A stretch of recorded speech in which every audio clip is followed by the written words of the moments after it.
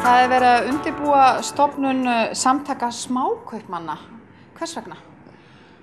Vegna þess að við smákaupmenn á landinu við finnum okkar hag ekki borgið innan stærri samtaka líkt og samtaka verslunar og þjónustu eða samtaka atvinnulífsins. Við sem smákaupmenn við erum að kaupa mjög lítið í einu tiltölulega, stórt og okkar mælikvarða, en stærri samtökin þau miða allt við kannski bara gáminn. Og við þurfum að mynda líka sameinað andlit gagnvart ríkisvaldi, gagnvart okkar sölumönnum, þeim fyrirtækjum sem að þjónusta okkur, flutningsaðilum, dreifingaraðilum, öllum pakkan. Við þurfum að vera sýnilegri. Og þess vegna kemur þetta til með að heita hornsteinn. Við teljum okkur að vera hornsteinn í heimabyggð, því að það eru fáir samkvæmt könnunum sem vilja eða treysta sér til að búa í samfélagi þar sem ekki er verslun til staðar eða þjónusta. En þið smákaupmenn, þið eru nú ekki svo margir eða? Við erum ekkert rosalega margir ef það er heilt á litið. Ætli við séum kannski hreinir smákaupmenn ef við notum þá skilgreiningu kannski 30 manns. Svo ef við tökum sjoppur og svona hálfgildis veitingastæði og þess áttar þá erum við, 30, 40, 50. En stóru keðjurnar eru búin að taka þetta vissulega allt yfir. Og við erum svona, teljum okkur vera, eins og segi, þessi hornsteinn, við erum af götunni, við erum úr samfélaginu, teljum okkur vita hvað þarf að gera. En hafið eitthvað í stóru keðjurnar? Hvernig sérðu starfsemi félagsins fyrir þér? Við höfum ekkert í stóru keðjurnar að gera í verðum. Samkeppni á milli, hún er ekki raunhæf og með við núverandi aðstæður á samkeppnismarkaði þá er hún ómöguleg.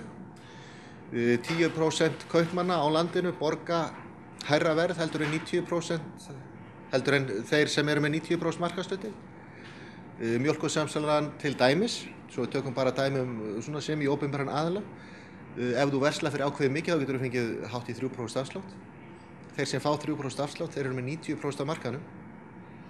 En við hinir sem erum þessi 10%, þessi litlu, við þurfum að borga fullt verð.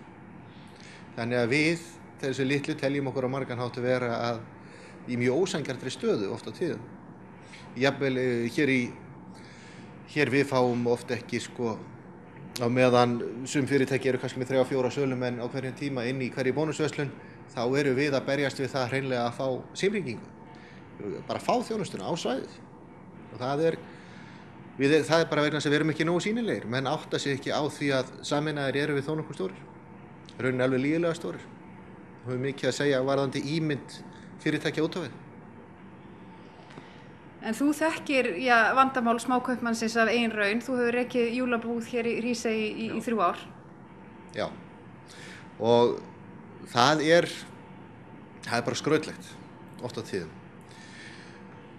Veturnir eru mjög erfiðir hér eins og í Hrísey og víðar landið, þá erum við að taka inn 70-80% af veltunni bara yfir sumari. Þetta er ekki stórar byggðir þar sem við erum staðsettir, þetta er ekki feitir bitar eða feitir geltir að flá. En þetta hefst meira með þrjósku, en ég tel að með samtakamættinum þá getum við búið okkur bara öruggari rekstrargrundvöll, sterkari stoðir, bara félagslega að við getum rætt saman hlutina.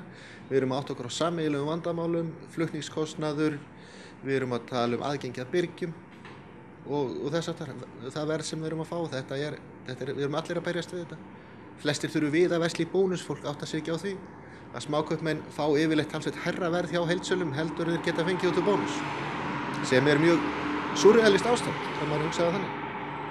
Hvað viðbrögð hefurðu fengið við þessari hugmyndinni stofnun svona félags hjá öðrum smákaupmennum? Ég fengi mjög góð viðbrögð hjá þeim sem við höfum rætt við. Við hefum farið hér austurum og rætt við menn þar og verið í talsverðu sambandi. En eins og gefur að skilja, við erum ekki margir sem vinnum hjá hverju fyrirtæki, þannig að það tekur allt örlítið lengri tíma. Við þurfum samhliða því að fylla á, þá erum við að gera allt annað. Þannig að þetta er svona það sem tekur frítíman. En við erum mun nær formlegri stofnun samtakanna heldur en við höfum verið áður. Og ég tel að þessi samtök verði stofnuð ekki seinna en í haust, að nafninu til, þó að